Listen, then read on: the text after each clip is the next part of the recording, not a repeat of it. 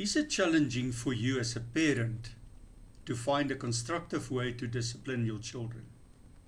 Well, you're not alone.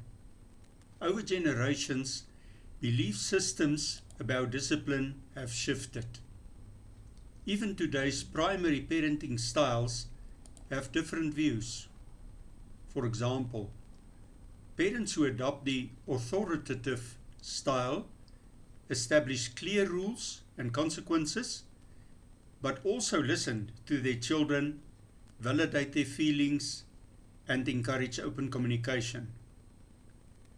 The authoritarian style favors high demands and strict rules, but low emotional warmth, while the permissive style believes in high emotional warmth and responsiveness, but very low demands or rules.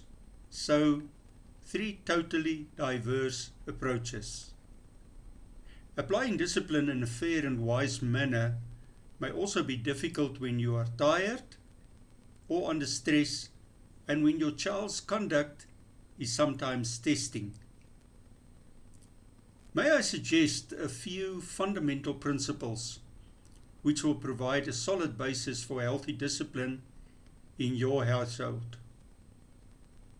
Firstly, the aim of discipline is always to protect your child and give them a better chance in life. The spirit in which we discipline should always be to guide and correct, never to punish. The kind of behavior for which we discipline should be aligned with the norms and values which you as a household uphold. The way in which we discipline should always be with love and respect. As such, one should always calm down first and never discipline when emotions run high. Simplicity and clarity are vital. Children feel safe when they know what to expect and what is expected from them. Consistency is key. It means that you are fair and it sends a clear message what is expected. Lastly, hear your children out. Listen with empathy to understand what the reasons behind their conduct may be. Let me provide you with a faith anchor.